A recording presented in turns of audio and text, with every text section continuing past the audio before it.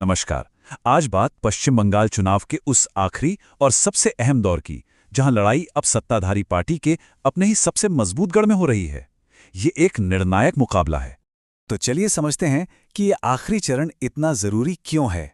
हम दोनों राजनीतिक खेमों की तुलना करेंगे, सत्ताधारी पार्टी के दबदबे को देखेंगे और फिर चैलेंजर की रणनीति का विश्लेषण करेंगे। और आखिर में उस सबसे बड़े सवाल पर आएंगे जो इस चुनाव का भविष्य तय कर सकता है। देखिए, चुनाव का पहला दौर तो खत्म हो चुका है, लेकिन असली मुकाबला, जिसे अंतिम दौर कहा जा रहा है, वो अब शुरू हुआ है सत्ताधारी पार्टी के सबसे मजबूत माने जाने वाले गढ़ में। और यही वो दौर है जो तय करेगा कि बंगाल पर किसका राज होगा। जी हाँ, ये सिर्फ एक और चरण नहीं है। समझिए, ये बंगाल पर नियंत्रण के लिए एक आर पार की लड़ाई बन चुकी है। अच्छा, इस पूरे दांव को ठीक से समझने के लिए पश्चिम बंगाल को एक नहीं बल्कि दो अलग अलग राजनीतिक क्षेत्रों के तौर पर देखना होगा। और देखिए, इसमें दिलचस्प बात यह है कि चुनाव शुरू हुआ था बीजेपी के मजबूत इलाके से, लेकिन इसका अंत हो रहा है सत्ताधारी टीएमसी के अपने ही गढ़ में। और यहीं से इस टकराव की असली कहानी शुरू होती है। ये जो अंतिम चरण है, इसमें 142 सीटें हैं और इन पर टीएमसी का कंट्रोल जबरदस्त है। इस क्षेत्र को यूं ही अभेद्य किला नहीं कहा जाता। पिछले चुनाव के आंकड़े खुद बताते हैं कि ऐसा क्यों है। 2021 के चुनाव में इस इलाके की 142 सीटों में से सत्ताधारी टीएमसी ने जीती थीं पूरी 123 सीटें। ये तस्वीर एकदम साफ कर देती है कि बीजेपी के लिए चुनौती कितनी बड़ी है। जहां टीएमसी की 123 सीटें थीं, वहीं बीजेपी को सिर्फ 18 मिली। ये एक बहुत बहुत बड़ा अंतर है जिसे पाटना जरूरी है।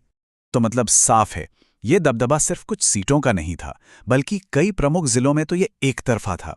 कोलकाता की सभी शहरी सीटें जीती, उत्तर 24 परगना और दक्षिण 24 परगना की एक भी सीट नहीं छोड़ी। और यही वो जीत थी जिसने पिछली बार पूरे राज्य में उनकी सरकार की नींव रखी थी।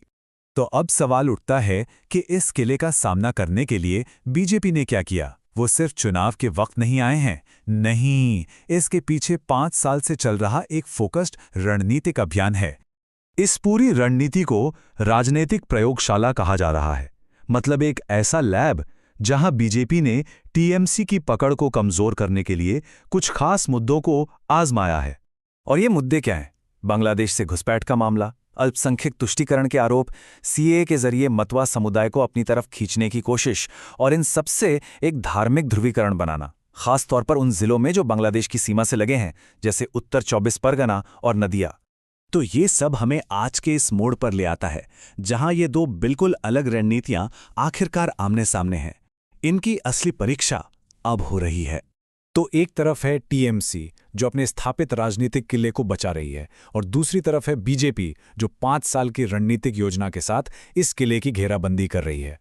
और इसीलिए पश्चिम बंगाल का ये पूरा चुनाव अब आकर एक ही सबसे बड़े सवाल पर टिक गया है कि बीजेपी ने जो ये राजनीतिक प्रयोगशाला 5 साल तक बनाई, क्या वो चुनावी नतीजों में फायदा दिला पाएगी?